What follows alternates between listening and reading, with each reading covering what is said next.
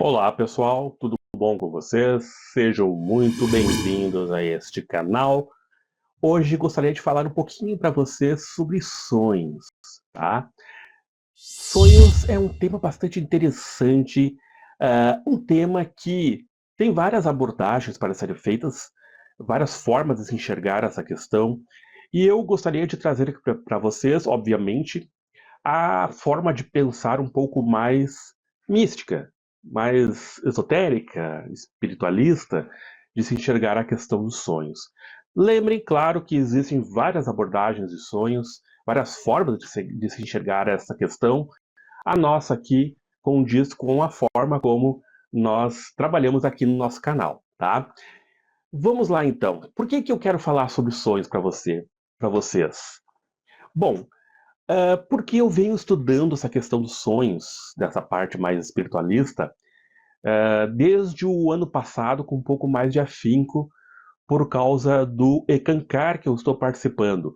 No Ekankar, nós temos o segundo e o terceiro ano, que são os livros Ek Dreams 1 e Ek Dreams 2, que são os sonhos de acordo com o Ekankar 1 e os sonhos 2, né? Eu estou, então, no livro 2 agora, terceiro ano, no Ekankar, e eu acho muito legal esse estudo, acho fantástico, para falar a verdade, esse estudo, e eu tenho tido sonhos muito interessantes, tá, pessoal? Sonhos muito interessantes. Inclusive, um deles foi ontem, que eu tive, que eu achei realmente muito legal e pensei em trazer aqui para vocês.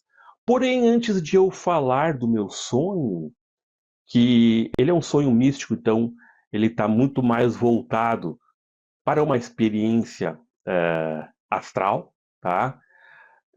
Mas antes de eu falar sobre isso, eu gostaria de trazer para vocês um pouco sobre essa questão dos sonhos, do estudo dos sonhos, para que a gente possa entender o contexto daquilo que eu quero trazer para vocês, tá? Então eu vou puxar aqui a tela para a gente ver algumas anotações que eu fiz. Aí, deixa eu puxar aqui. Vou tirar os meus óculos, com licença, porque eu enxergo de longe melhor sem os meus óculos, tá? Para poder ler. Bom, existem então algumas abordagens sobre os sonhos, tá? Nós temos, entre elas aí, a psicanálise de Sigmund Freud. Vocês devem ter ouvido falar de Freud, grande psicanalista, né? E que foi, assim, até muito pouco tempo, um grande nome aí na psiquiatria, nos estudos sobre o inconsciente, etc, tá? Hoje em dia, Freud já tem algumas coisas que já foram passadas, né, ultrapassadas, então tem algumas coisas que podem ser atualizadas aí do Freud, mas tudo bem, né? A teoria dele é realmente muito importante ainda nos dias de hoje. A visão central dele sobre os sonhos, então, é o seguinte: os sonhos são a realização disfarçada de desejos inconscientes reprimidos, tá? Aqueles desejos que a gente reprime porque a sociedade não aceita que determinadas coisas sejam expostas.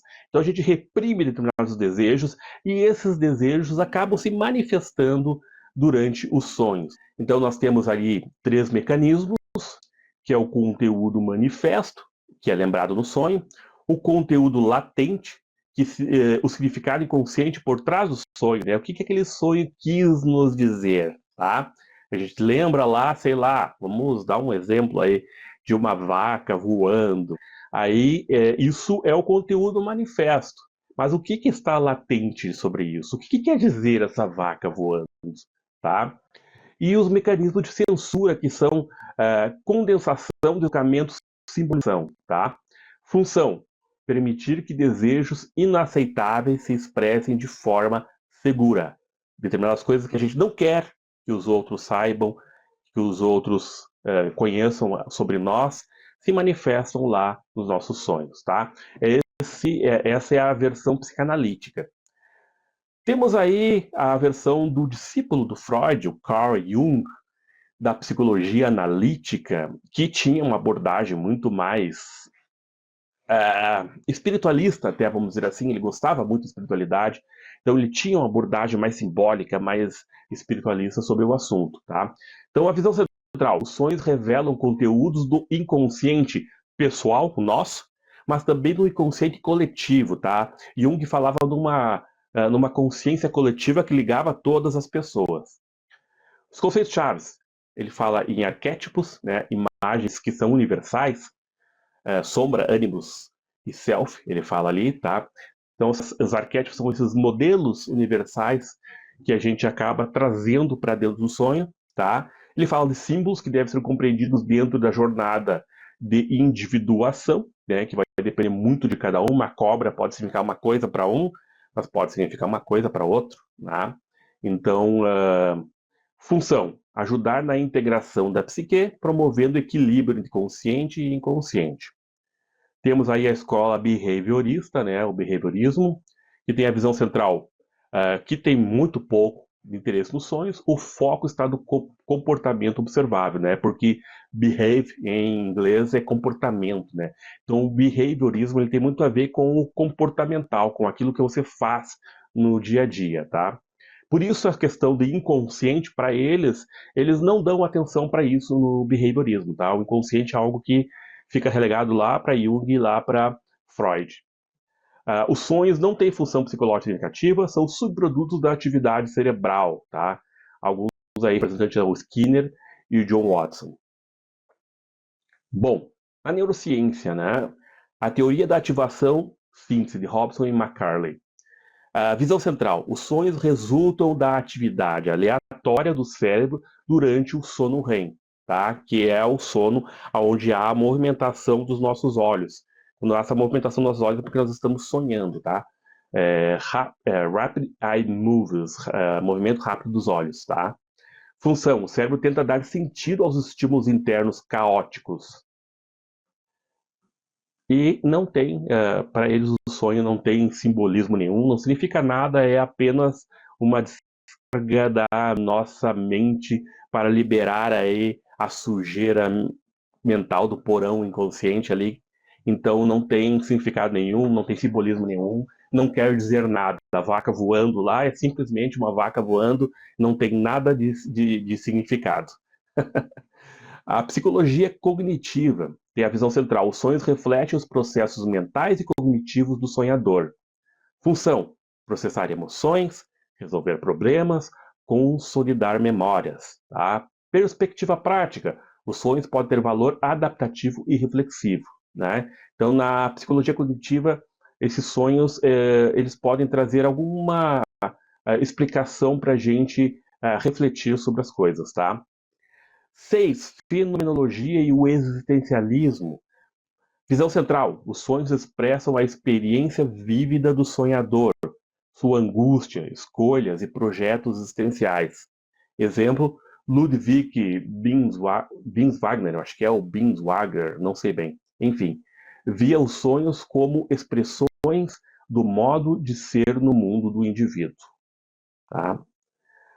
7. Abordagem contemporânea e integrativa, que misturam elementos de várias escolas: a psicanálise, a cognição, a espiritualidade, a neurociência.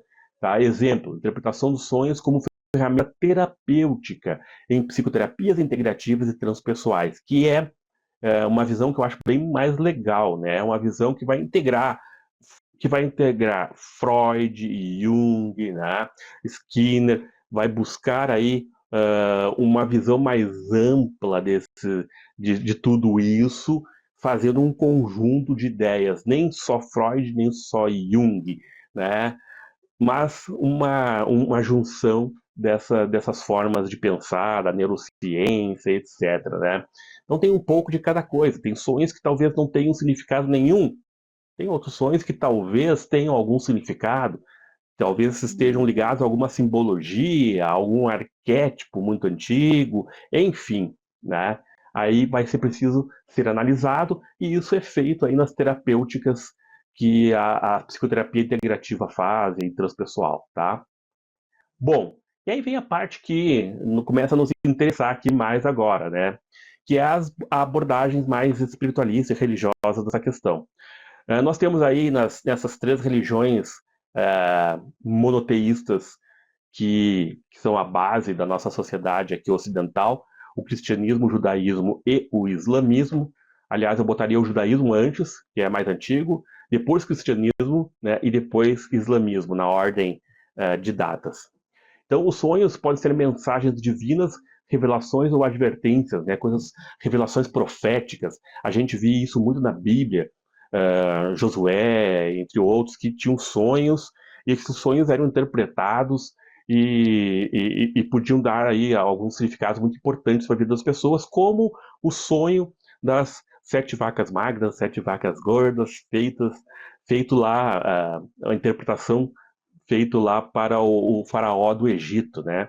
É uma história bem conhecida na Bíblia e que mostra essa importância que era dada aos sonhos, tá? Se a gente pegar lá Egito, Grécia Antiga, se tinha os templos dos sonhos. Então, os sonhos era dado um grande valor. No Egito, por exemplo, era costume as pessoas até dormirem, o casal dormir em camas separadas para um não prejudicar o sono do outro, para que pudessem ter seus sonhos.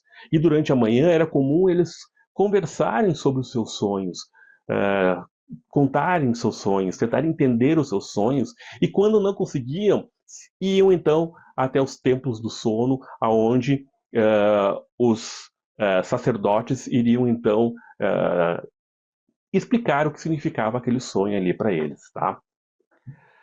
Nós temos o xamanismo e as culturas indígenas, onde o sonho são portais para o mundo espiritual.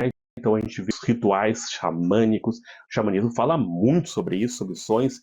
Se vocês pegarem Carlos Castaneda, né, Erva do Diabo, aqueles lá, ele tem alguns livros bem específicos sobre sonhos. Tem um que eu não me lembro agora o nome, Sonho de Istlã, acho que é uma coisa assim, enfim, não me lembro. Mas enfim, tem vários livros que falam muito dos sonhos. E os sonhos são como uma viagem ao mundo espiritual, tá? O xamanismo em si tem muitos livros que falam sobre os sonhos proféticos, né? Os sonhos com os animais de poder, etc, né? Muito interessante. Aí a gente entra aqui numa abordagem mais contemporânea, que entra o espiritismo de Allan Kardec, né? Onde os sonhos podem ser desdobramentos espirituais da alma, com encontros reais no plano espiritual. O espiritismo fala muito disso, né? Que a gente, toda noite, a gente sai do corpo e nós temos encontros com seres que nós amamos, que ficaram ou já foram para o outro lado, ou ficaram lá antes de nós virmos para cá. A gente sonha com esses seres, a gente vai nas cidades astrais, enfim, a gente participa de determinadas coisas, a gente vai para cidades umbralinas também. Então, o Espiritismo fala que os sonhos estão ligados aos nossos desdobramentos, tá? E agora eu vou trazer um pouquinho também sobre o que o Ekankar fala, que não é muito diferente dessa parte espiritualista, tá? Só que como o Ekankar, ele enfoca muito, o sonho é uma ferramenta fundamental de estudo para quem participa do Ekankar, então eu resolvi trazer para vocês aqui um pouquinho também, tá? Então, os sonhos no Ekankar a gente chama de soul level, não só sonho, tá? Ali envolve a experiência fora do corpo, né, os sonhos, a expansão da consciência, entre várias outras coisas aí, dentro do que chama de soul travel, ou viagem da alma, tá? Então, durante o sono, a alma se liberta do corpo físico e viaja para outras dimensões de consciência, assim como fala o Espiritismo, tá? O desdobramento do Espiritismo. Essas experiências são vividas em planos espirituais e depois traduzidas em sonhos simbólicos ou até literais, dependendo daquilo que eles chamam de um sensor que existe quando você acorda, tá? Sensor, eu vou resumir, tá, isso aqui, porque eu fiz um vídeo sobre isso. Se derem uma olhada, vocês vão ver o vídeo de sensor que eu fiz, sensor espiritual ou algo assim, que fala sobre isso, sobre essa questão, tá? Mas o que é? Quando você sai do corpo durante a noite para o plano espiritual, então ali você está tendo o seu desdobramento, né? A sua viagem da alma, e você vai acessar então mestres espirituais, você vai tentar acessar lugares, porém quando você retorna, o sensor que tem, tá, entre um plano e outro, dependendo, porque na verdade o sensor, o que ele quer fazer? Ele quer sempre proteger a pessoa de informações, às vezes, que podem ser prejudiciais, né? Assim como quando a gente reencarna, a gente acaba esquecendo de muita coisa que a gente viu em outras vidas, né? O sensor ele tem essa função de proteção, tá? Só que o que acontece? A proteção às vezes fica muito forte, porque a pessoa não tem o hábito de lembrar seus sonhos, não tem o hábito de ver os sonhos como algo importante, como algo que possa ser analisado, ou como uma experiência fora do corpo. Não tem esse hábito. Então, o sensor, para que você não se prejudique com ideias que possam ser impactantes em sua vida, ele acaba censurando muitas das coisas que você vê ou transformando essas coisas para uma forma mais palatável de se compreender aquela experiência. Então, se você estava fora do corpo e você teve um contato com um ser espiritual que te disse coisas muito importantes, mas aquilo ali, de uma certa forma, vai te deixar muito impactado quando você chegar no físico, é provável que o sensor faça com que você veja, sei lá, um senhorzinho chinês que, sei lá, resolveu falar algumas coisas filosóficas para você, ele deixa aquilo mais palatável, tá? É isso que o sensor faz.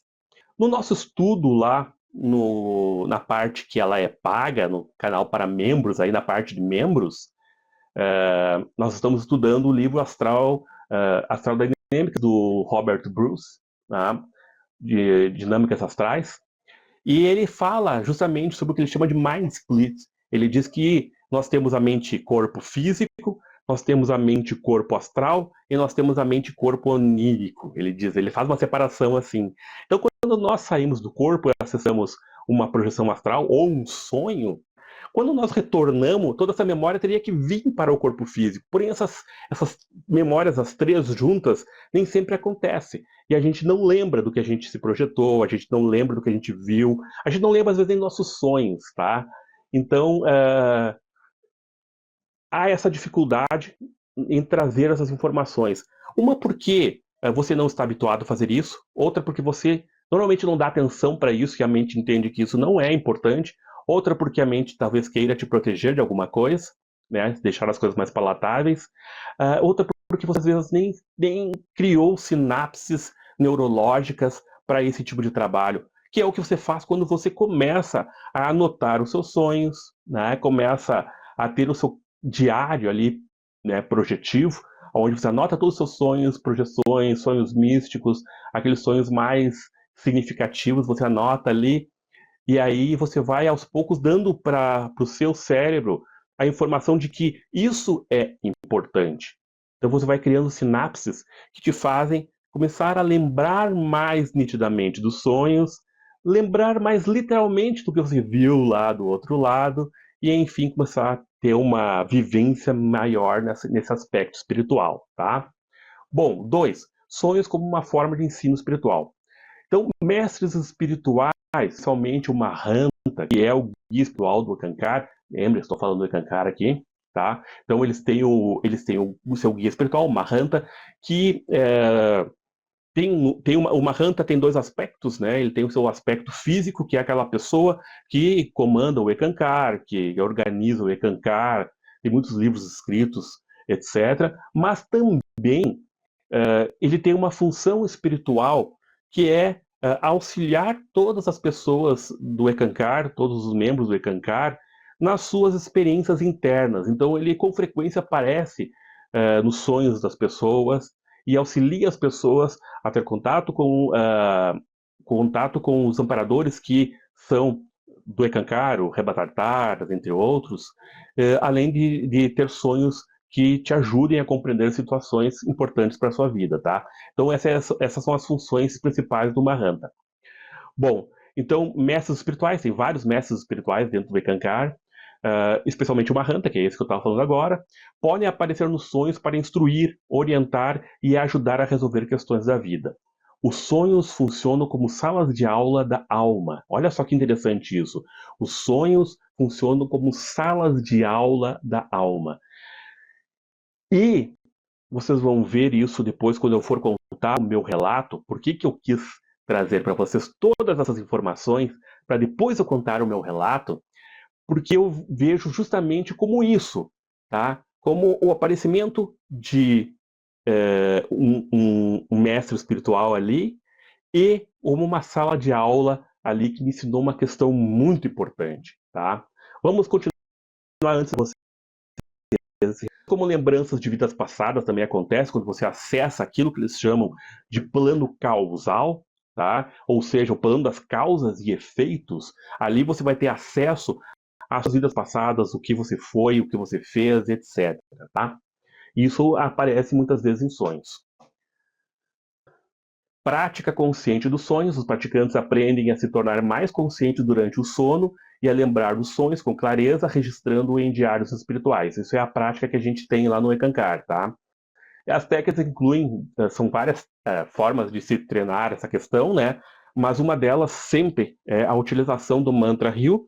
Eu também deixei um vídeo para vocês aí sobre o mantra Ryu. Acessem, deem uma olhada nesse vídeo que vai explicar bem o que é o Ryu. Mas são práticas que você faz para te induzir a chegar a esses estados. Por exemplo, antes de dormir, eu gosto de sentar na minha cama, em posição de meditação, tá? E eu começo a meditar, a fazer um bom relaxamento e a entoar o mantra Ryu ali por pelo menos uns 10 minutos. Eu entoo o mantra Ryu. Eu inspiro e canto Ryu. Ryu. Isso me faz entrar profundamente em meditação, tá? Me conecta. Depois que eu faço essa prática do mantra Ryu, eu faço um período de meditação, reflexão, sobre a própria prática, tá? Sobre aquilo que eu sinto. Eu entro em meditação profunda e depois eu vou dormir.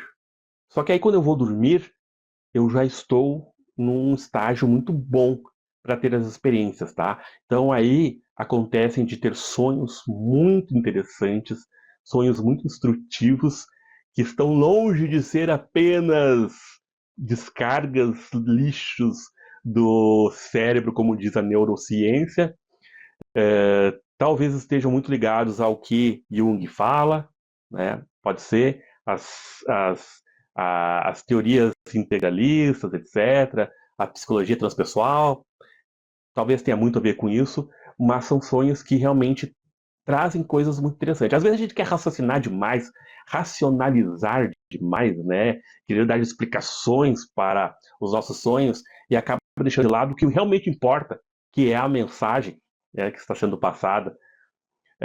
Mas é muito importante, tá? Então eu faço esse procedimento para eu conseguir, então, ter essas minhas experiências também. Além das projeções, claro, que também acontecem. Tipos de sonhos, segundo o Kankar. Então, nós temos sonhos que são puramente mentais, que são produtos da mente subconsciente, né, que vem lá do inconsciente. Aí nós temos as interpretações freudianas e junguianas, né? Nós temos os sonhos espirituais verdadeiros, que são encontro com guias espirituais, visões de planos superiores e lições de vida. Aí se encaixa o sonho que eu vou contar para vocês, tá? E temos os sonhos que são proféticos, que é a revelação sobre acontecimentos futuros, às vezes simbólico, às vezes direto, né? E eles têm a Vidya, acho que é Vidya Yoga, se não me engano, que eles chamam, que é a questão da profecia, né? Dos sonhos proféticos, etc. Eu ainda não adentrei essa parte, é mais para frente, eu não conheço ainda muito bem essa questão.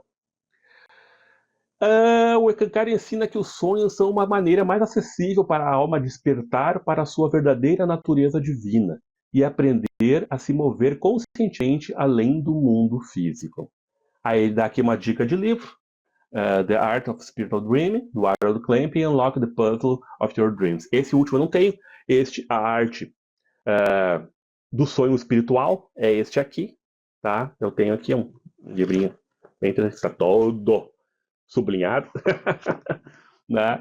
Mas enfim, é um livro muito bom, pena que está, né, em inglês, né? Aí cabe para nossos estudos, que eu estou fazendo lá, o Astral Lembra está em inglês também, né? E nós estamos fazendo o estudo lá, eu estou traduzindo o livro, estou colocando lá para eles o PDF também, né? Bom,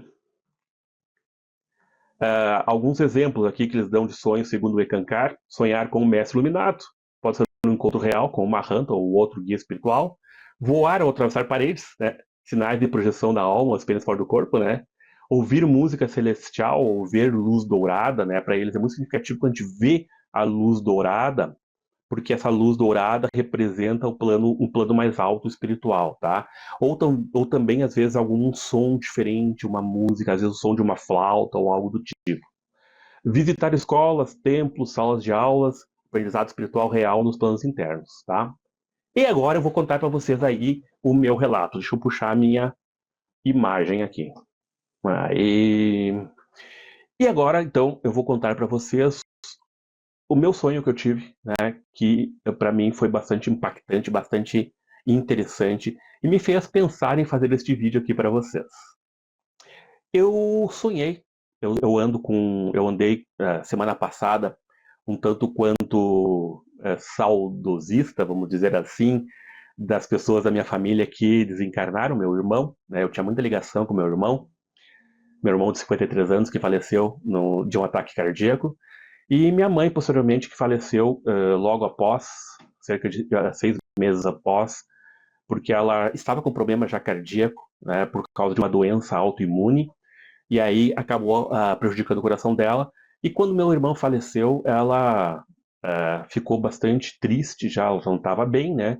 Então ficou bastante triste, entrou num processo depressivo, não queria se alimentar, foi uma confusão difícil de fazer ela se alimentar.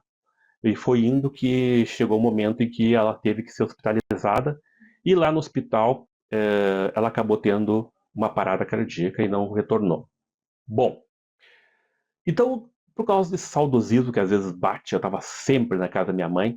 Minha mãe era uma pessoa incrível, que estava sempre buscando ajudar os outros, sempre ouvindo a gente. Então, a gente saía às vezes do trabalho cansado, ia lá bater papo com ela, chorar as pitangas, como a gente diz aqui no Rio Grande do Sul.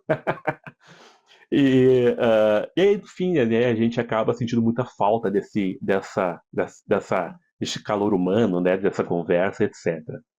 Então eu estava um tanto quanto saudosista. E por causa disso eu acabei sonhando com ela, né?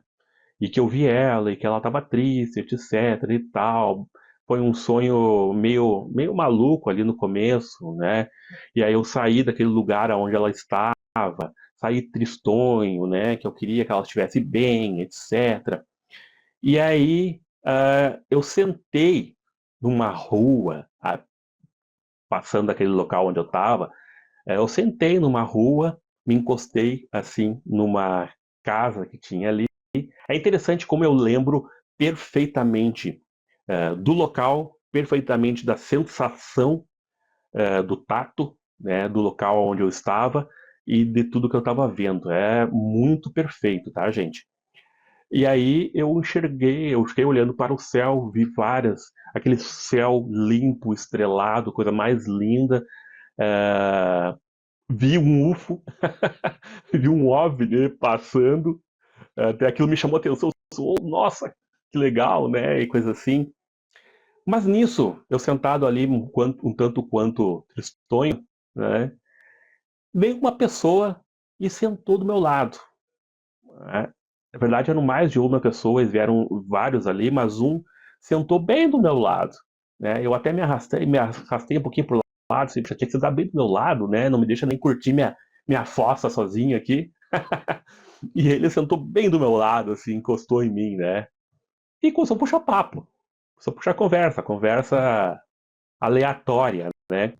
E aí a gente foi conversando, e aí foi batendo aquela sintonia entre um e o outro.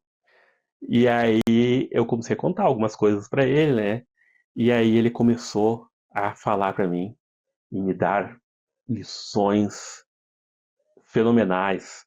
Começou a me falar da importância de a gente observar o nosso momento presente, assim como eu estava observando as estrelas, a árvore que estava ali.